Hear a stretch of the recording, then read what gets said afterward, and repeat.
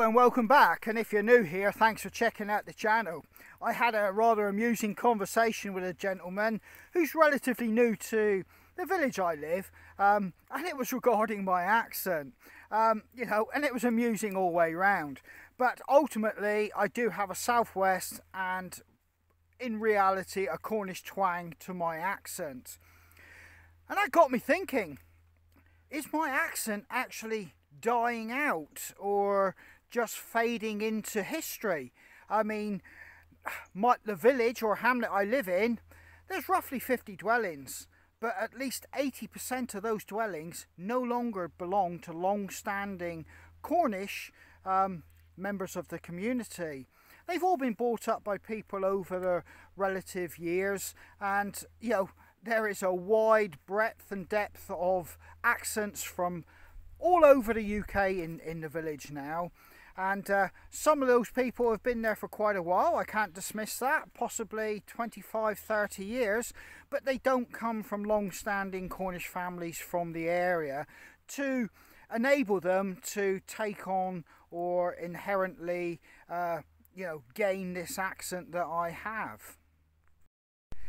Now, people from the Bristol area, where it's quite well recognised that it has a southwest accent, it can be more fuller and rounder, whereas down here the Cornish accent, it can be more drawn out, and then it can feel quite sharper to listen to on the end of a word or a phrase, or indeed inside that phrase or word. It can have that little sharp undertone which then peters off. So I was born in the 70s, or in 70 actually, and my primary school had outside toilets, and there's nothing unremarkable about that for that time period. But ultimately a new school was built and we modernised. But by that particular point in time, most of my friends were from the agricultural community or long-standing families within the Cornish communities, and there was still a lot of enough of the older people from those pre-existing communities that enabled the accent to transfer almost seamlessly through the generations. And I inherently picked mine up through my friendships and basically being around those communities. So what about that statement or question I threw out there, is my accent dying? Well, unfortunately, now I've sat and thought about it, do you know what? I am beginning to become a minority with this accent down here. Now, that isn't being provocative or actually, being melancholy or dramatic, or actually just trying to wish for, better things and better days. It's not. We are where we are with the world. We are where we are with the way the political and social structure of the world and indeed countries are changing at the moment. But it still brings you to that particular question, is it dying out? So I have a Cornish accent, and there is a Cornish language that should sit side by side with that, and in reality, after living down in Cornwall for a good majority or most of my life, you would expect or should really assume that I would be able to speak some Cornish. The simple answer to that is I don't, unless you're talking about a few place names which are still in Cornish. Now, I do have a fascination with it because, quite simply, it is being revived. And indeed, I was in a pub with a local gentleman or a couple that had come back from evening classes where they were learning the local Cornish language. And to my eternal shame, they weren't Cornish born and bred at all. So there you go. Is that part of the root of the problem? So the Cornish language and culture are taking a bit of a revival. There's a lot more interest in it. and indeed, you know, it follows a pattern or a trend that a lot of people are pursuing in the relative parts of the world and countries and areas that they live. There is a deep fascination, you know, to look back, and indeed, you know, like any kind of peoples, you look back and you think to yourself, you know, it's worth something saving and reviving. So that is actually happening. But getting back to the accent, could that actually be dying out? Well, I've got two young boys that go to a local school where there's only 60 pupils. That is a rarity these days, but in any case, 60 pupils, and you know, a vast majority of those children, they don't have, you know, exclusive how can I put this way, access to this particular accent, or indeed this form of accent.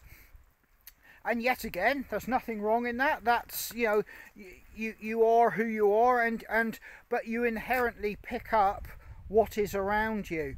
And there's very few people now at that school with, you know, a broad and you know, fully audible Cornish accent like I have.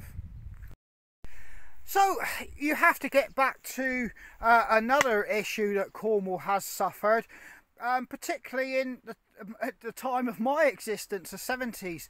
Like I alluded to, Cornwall has always been a holiday destination, but it's suffered from deprivation. You know, it's relied on industries like fishing, mining, and indeed, you know, localised agricultural subsistence to keep the economy going.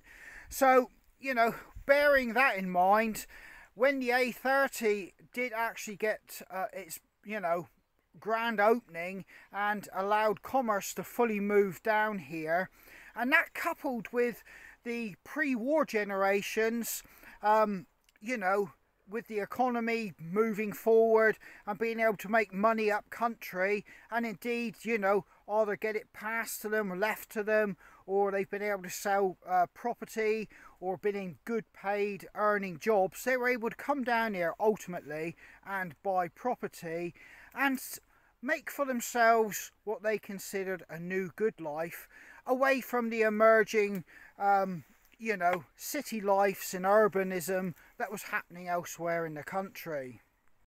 So the influx of people coming into Cornwall has been, you know, greatly magnified year by year, and that kind of dilutes the communities. Indeed, some people will state that it has been part of the demise of the local culture of Cornwall, and indeed, you know, caused a lot of the local communities hardship financially and indeed culturally and socially. But ultimately, you know, we live in a economy that's based around freedom of being able to move, you know, spend your money where you like and do what you do. And, you know, those freedoms, you know, have certain costs.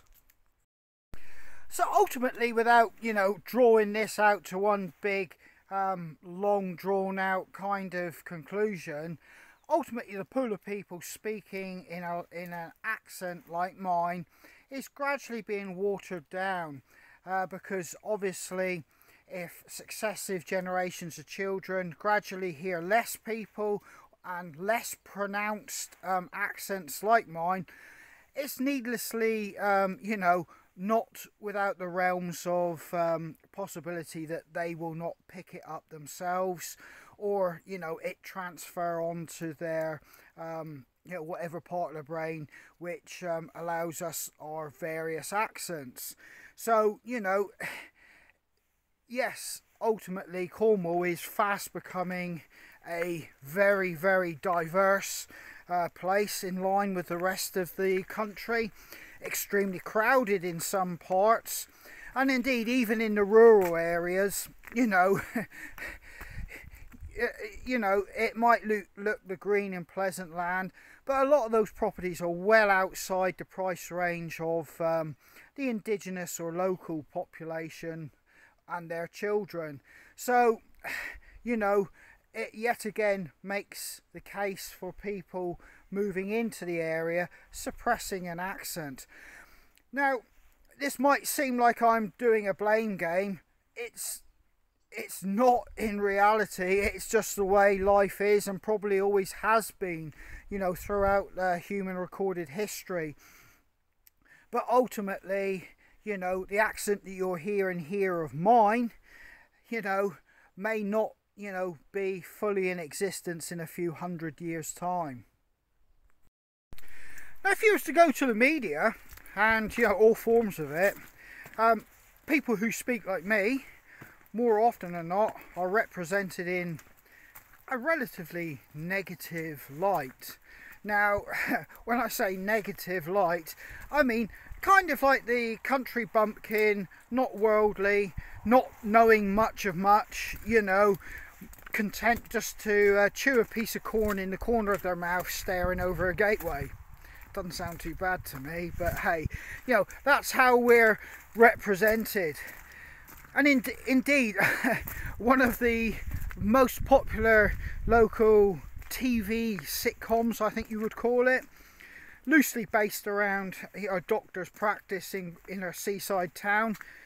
The locals all seem to be absolutely, you know, being absolutely realistically fair, almost brain dead, and they all have accents like mine.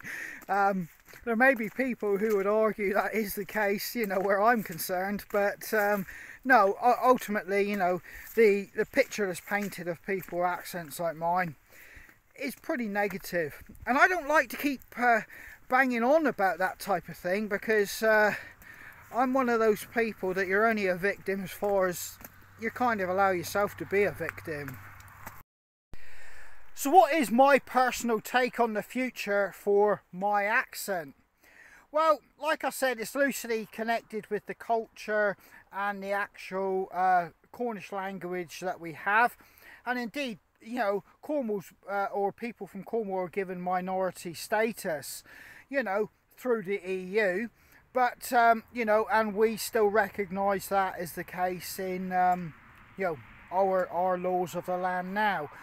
But ultimately, an accent is something that can die and wither away. It's not something that you can just inherently learn. It's something you pick up through being around the people, the land, and indeed the culture that is predominantly, you know, speaking as I do now and with my twang. You know, there's people with a heavier Cornish accent than mine, and you know, my wife actually does say to me when I get talking to one of the local farmers here, you know, when he pulls up the tractor and is talking to us, she says my accent becomes multiplied and it becomes even thicker, more drawn out. And, you know, almost to the point she finds it hard to understand what we two are talking about. But, you know, I'm sure that's the case for a lot of accents regionally. But, yeah, sadly to say, you know, an accent, you know, can be lost. The culture, the language, that can survive. That's something that can be said and spoken by anybody. But an accent is ultimately that, an accent to an individual and a group of people at that particular time. So, you know, you might be thinking with two young boys, do my two young boys have an accent? Bearing in mind that mine is quite thick, you know, like we've discussed, not the thickest you'll hear, but it is quite actual pronounced. Now, ultimately, no they don't. My wife doesn't speak with a Cornish accent. My school, which my two children go to, as I've already discussed, predominantly you don't hear thick Cornish accents like mine. And then on top of that, you know, wherever they interact now, you know, a majority of people don't even have a slightest hint of a Cornish twang. So ultimately the answer to that is no, they're not speaking with a full Cornish accent. There is occasions I sometimes think I hear like almost like a slight hybrid where there's that little hint, but then I have to really squeeze my ears and my eyes and focus to see if there is an accent. But being fair, I don't think they're going to take on a thick accent like mine. And there's no reason to assume they will, because like I said, I'm one of few people now, you know, within, you know, all their social circle that they will hear now speaking with this accent.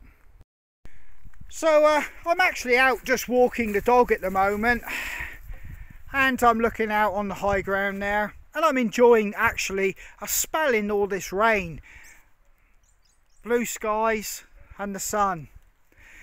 Like I said, it's not all bleak, and you know, Cornwall will be here for people to enjoy for many years after I've gone, and in reality after the heavy thick Cornish accent has possibly disappeared.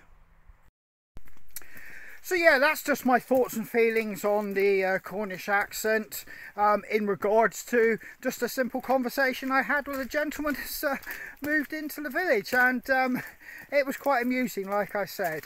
So yeah, it's made me kind of sit down, or while I'm walking shall I say, think about the actual Cornish accent that I actually have, and you know, and where it's possibly going. Ultimately, like I said, the writing is on the wall for it. It will demise. You know, there's no way it can survive in the actual social circumstances that present ourselves in the modern world. But you know, ultimately, at one time in history, people spoke like me, and yeah, I wonder if somebody in the future will listen to this and go, what was that guy on? So yeah, anyway, this is Andy, and I've got to get back to the workshop, so I'm going to draw this to a close, and I hope to catch you out on the trail with less of me rambling about subjects like this.